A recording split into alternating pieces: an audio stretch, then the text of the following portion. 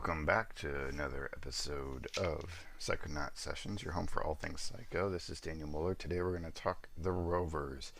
I got this comic on a great Instagram page called The Quest for Dollar Comics. A lot of good finds there, so if you have a hankering for dollar bin diving but aren't able to get out, definitely The Quest for Dollar Comics on Instagram is a good place to go. So The Rovers is by Malibu Comics. Malibu Comics started in 1986, primarily doing independent black and white titles. Probably most well known for being the uh, start of Men in Black, which later became the famous Will Smith franchise. Over time, they began to acquire licenses like Tarzan, Sherlock Holmes, and others. So they had a lot of really interesting titles in the late 80s, going into the early 90s, and probably what they're most well known for is being the initial publisher of Image Comics until Image Comics branched off onto their own. And also, they around that time started the Ultraverse line, which some people give a lot of shit for, but I actually kind of enjoyed some of the titles from that line because I'm a little different. But they eventually folded. They were acquired by Marvel in '94 just due to the decline of the industry and whatnot. So they just couldn't handle the speculator bubble at that time in the comic book industry. So let's take a look at the Rovers. Really nice cover. Really liked the title. Thought it was a lot of fun. I had no idea what this was at all before picking it up on Quest for Dollar Comics on Instagram. It just looked like an interesting, unique title to take a look at. A very Red Dawn ish looking, but there's some kind of what I thought was a kind of a Mount Rushmore sort of thing, but it's really a homage to a previous set of heroes or characters. So we'll take a deep look. Let me get my coffee out of the way. This is written by S.A. Bennett, Steve Allen Bennett. This book was really only 7 issues during its inception from 87 to 88. As far as I can tell, I can't really find much information on Steve Allen Bennett, other than I think he did a few issues of Werewolf at Large and then a few issues of Shuriken from Eternity Comics. But that was only in '91, not the original version of Shuriken that was in the '80s. And hasn't really done much since. And at the time of doing this, he had never even written a comic before. So this is his first comic. Scott Beiser is the penciler. I do have a lot of information in the description on where you can find Scott Beiser. He does have a Patreon. He does a lot of independent comics now. He did do some other comics for Malibu back then, including Gambit, not the Marvel Gambit, a comic by Malibu, a couple issues of Ninja High School, but mostly does a lot of comics for, I think they're called Big Head Press. Odysseus the Rebel, Quantum Vibe, and I believe they've got on Patreon you can subscribe to get updates on the Quantum Vibe comic. So he's still working, and inked by Jeff Albrecht. Jeff Albrecht, not a ton of information on him either that I could find, other than that he does a lot of work, or has done a lot of work for Marvel and DC in the past. So that's our creative team on this book. And so we start off in some just sort of townscape in Ohio, and we've got some sort of zombie type character that starts wandering up and gets shot, knocked down by our lead characters. So the lead characters are two teenage boys named Special Ed and the Cinderella Kid. So, and based upon the sunglasses and the ball cap and just the way they're dressed, and with those names, boy, you can't get much more 80s than this. So we're in some sort of post-apocalyptic landscape of some sort. Zombies have taken over the world, and kids are allowed to just run amok with guns, there's a lot of gangs, rival gangs that are constantly at war with one another. And these two kids, especially, were part of a gang called the Rovers. And apparently, the main entourage of that gang at one point in time really helped take care of the town, really helped get things settled from the chaos that ensued from the zombie apocalypse or whatever it was.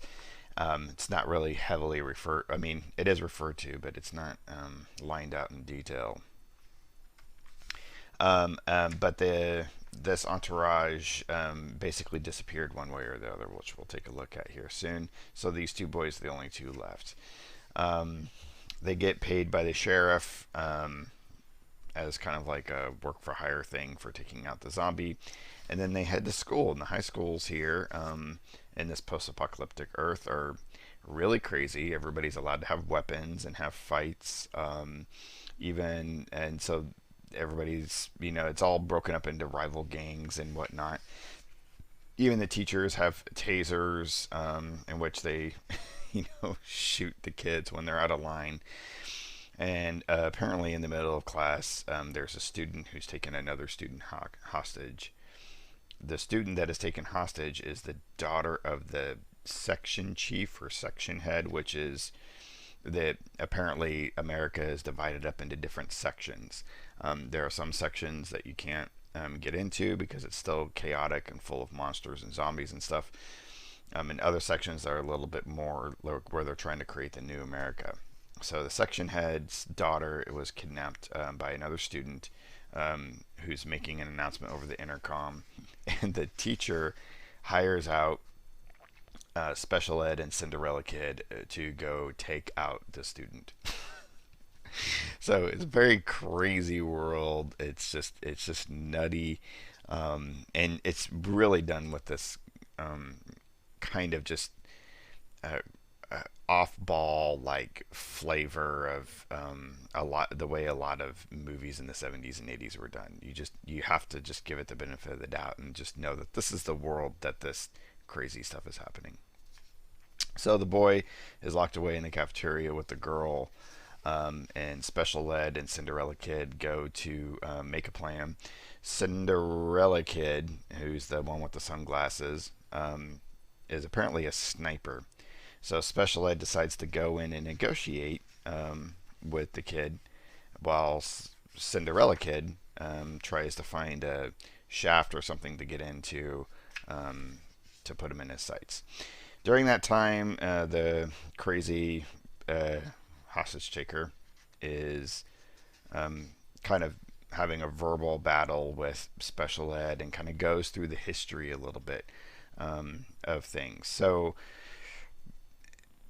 I guess it was a zombie apocalypse. It just basically talks about how everything fell apart, 2/3 of the world was dying, but there's like a weird lizard-headed dude with a Nazi badge on. There's like people on fire and bazookas. So something crazy happened, and I think this might be part of Malibu's Shattered Earth shared universe. I think they tried to create a universe at one point in time that was basically in the future and everything was destroyed.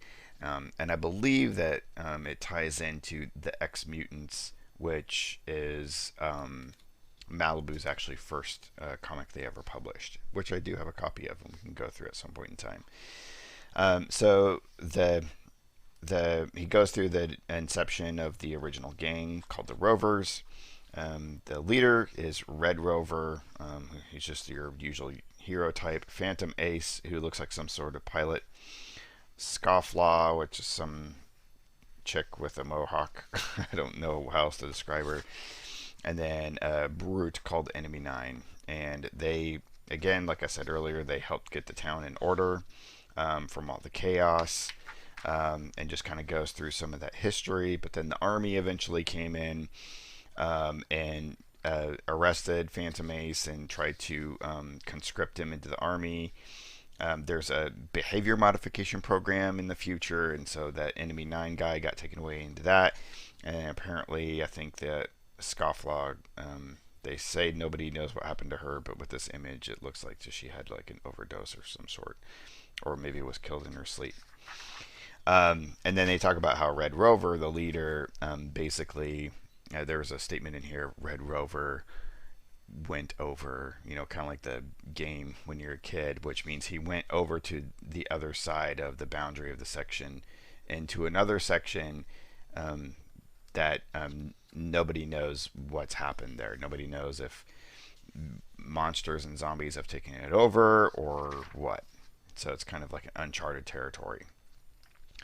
So anyway, just more babbling, but I will say that Scott Beiser and Jeff Albrecht's artwork is clean, very precise, very good at storytelling. I thoroughly enjoyed the ink work in this, so no complaints at all. Nothing incredibly outstanding or especially innovative, but I don't necessarily need that in my comics either. I will say that he definitely does action very well, and there was a couple of times here where he's got that sort of like anime sort of quick lines moving, and cars are really hard to draw, especially cars that are in motion. So he does a really good job with that. So some few anime influences I'm kind of seeing in some of the work. Really enjoyed it. I mean, I am going to check out more of Scott Beiser's work on his Patreon, and see what other books are part of Big Head Press that I can get a hold of his. So anyway, they tranquilize the kid. He passes out, and so the boys take the rest of the day off, and they basically go and they hang out with a group of gals that are like psychics or something, called the Blue Sisters, and then they find out that the boy ended up getting behavioral modification, which is not what they were really hoping for. And during that time, Cinderella Kid and Special Ed decide that they're going to follow Red Rover into the uncharted territory because they're absolutely bored with their lives. So that's the setup for the next few issues, apparently, going into the uncharted territory and to find their mentor, Red Rover. So, yep. Again, I only have issue 1, so if somebody out there knows where they can get their hands on the next set of Red Rovers, I would definitely, not Red Rover, the Rovers, I would really appreciate it.